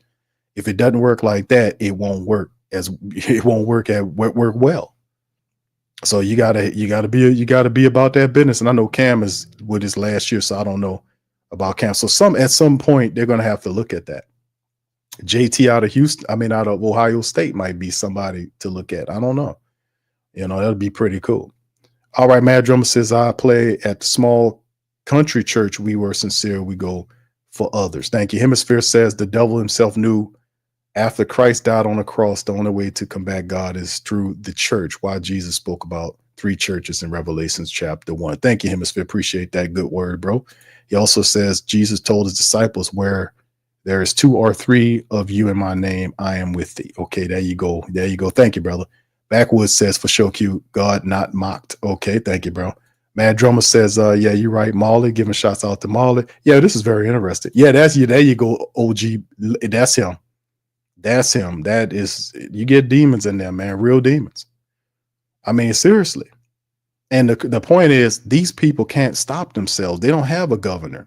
The solution for evil people is good people.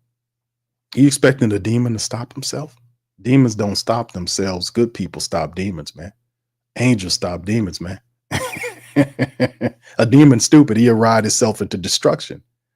But that's what you're there for. You're the answer. You're the balance to all that. And artist says, I'm not sold on Tet. Tyler Warren still gives you a big body catcher, and you can still draft a receiver in the later rounds. Thank you, bro. Appreciate that. Good comment from you. All right. Yeah, do me. Yeah, y'all enjoying it, man. Hit the like button for your boy, man. We talking good game in here, man. Hit the like button. All right, Molly says, Q, what's the difference between Marvin Sapsucker and the Saints raising ticket?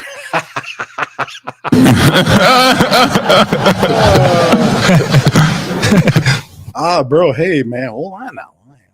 Hey man. Well, the difference is the Saints not telling their ushers or whoever, hey man, y'all close them doors. Don't let them out of here till they get them season ticket prices. That's the only difference I see. You know, and you know, you have a choice. It looked like Warren Sapp. I mean, not Warren Sapp. I said Warren Sapp. Marvin Sapp was in there telling them people it cost. You know, close them doors. Close them doors. Don't let them out of there. Don't let them. That's the only difference I see right there. And plus, the Saints was doing some other stuff too. But you just mentioned ticket prices. Thank you, bro. Charles says, I want Genty. Pair him with L and Tyson. That will move the chains. Tire the defense and give Carr the time to throw dimes downfield. Thank you, Charles. Appreciate you, bro. I don't know if Genty will be there, bro, at 9. I think he'll be gone prior to that, bro. But he's phenomenal, man. Could you imagine a pairing of him and Alvin Kamara? As that'll be downright ridiculous. Joe says, yeah, Jesse he said Jesse came to your church and all he talked about was money. Yeah, all they talk about is money. People don't care about nobody's souls, man. Yeah, Joe said, man, I keep messing up, man. Don't worry about it, Joe. I got big fingers too, bro. I be getting all in the way. I be messing up stuff on my phone too, man. Don't worry about it. That's all good. All right, but anyway, man, appreciate y'all, man, with that. Yeah, Vibin, what's up, Vibin? Said I would have opened. I would have open palm slapped Marvin Sapp. Yeah, but a worm like that don't deserve a punch. You know what I'm saying? You just, yeah, a backhand. What? Yes. Yeah. He fought. No, that give him the other. You got to give him the brown, not the light brown side of it. You got to give him the brown side of it, baby. Yeah.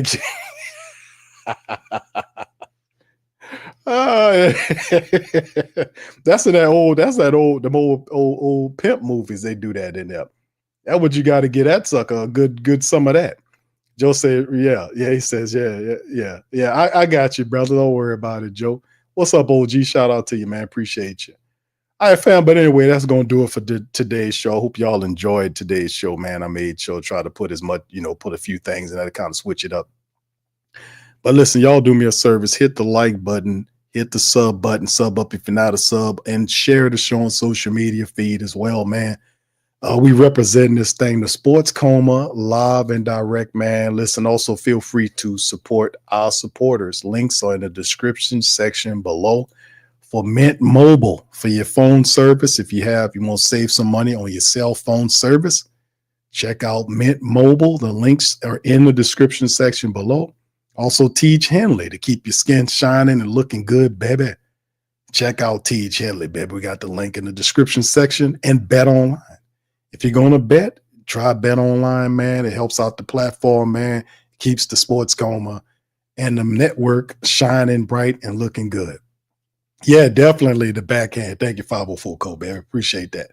So with that being said, man, listen, I'm going to get on out of here. I appreciate y'all for listening at me tonight. Listen, I will be tomorrow on our Patreon stream. We'll be reacting to Kellen Moore has a video. I mean, he'll be doing some talking on the I think that the owner meetings or whatever. That'll be live tomorrow, early tomorrow. There'll be some other Mickey Lomas. I think he'll be having a video too. So you'll hear from Kellen Moore, you'll hear from Mickey Lomas. We'll react to all that stuff on Tuesday's show. We'll also have the latest mock available. We also have the latest of the positional breakdowns for the draft. All that'll be available for our Patreon and YouTube membership family as well. So if you want to be a part of that, you can hit the link. The link is in the chat right now. It's also be in the description section below after the video go final. So shout out to our people. And I'm going to holler at you on Tuesday. Much love. And who that, baby?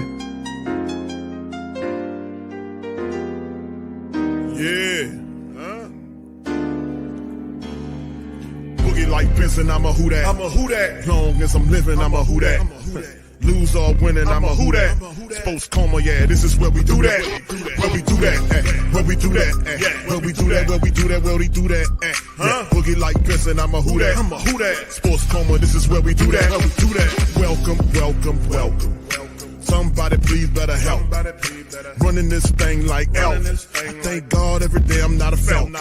Go to YouTube Live with Big Q and the guys. If you ain't ride or die, the bandwagon get flipped. Been marching in, that was way for the ring. I was yelling out your shame for the championship. Fucking on town, duck down. Falcons, pluck, get shut down. Panthers ain't much touchdown. The vision really belong to us now. So much hate on the Saints, you could probably tell. Ever since Bounty Gate hit the NFL, when things seem fishy and you probably smell the crooked referees on Roger Goodell. Yeah, money like this and I'm a who that. Every day I'm living, I'm a who that. Lose or winning, I'm a who that. It's the Sports Coma, this is where we do that. Where we do that at. Where we do that at. Where we do that, where we do that, where we do that at. Boogie like this and I'm a who that. It's the Sports Coma, this is where we do that. You're listening to the Sports Coma with Big Q and the guys on the PRO Media Network.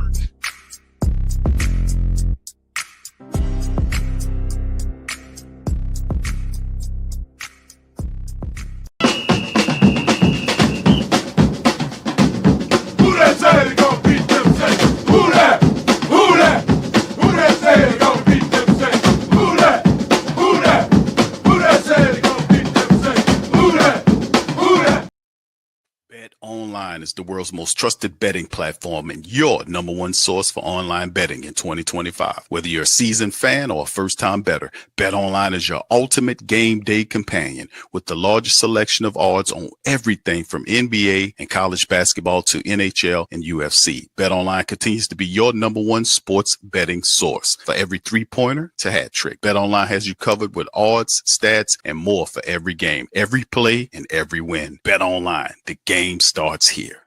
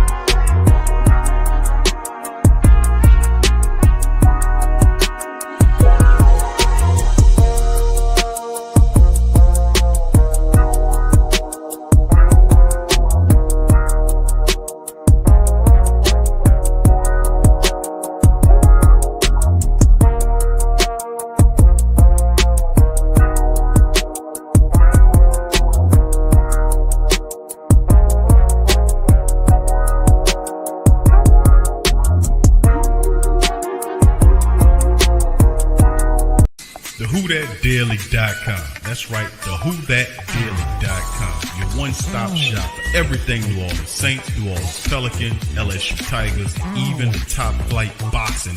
So if you're a Who That and you're looking for a place to stay up on your team, WhoThatDaily.com is your site. The WhoThatDaily.com for the sport Who That in all of us. That's right, the Pro Shop is the platform store where you can go and buy all the latest merch to support the platform. Available at the Pro Shops, we have dozens of hundreds of products available for you and your family. Unisex tees for men and women, hoodies and sweatshirts, tank tops, kids and baby items, long sleeve tees, mugs, pillows, wall art, bath bedding, face masks, phone cases, stickers, bags, fanny packs, socks, hats, and many other items. Please feel free to check out the Pro Shops. The link is in the description section below. Remember, it helps the platform continue to grow. Check out the Pro Shop and Who That too.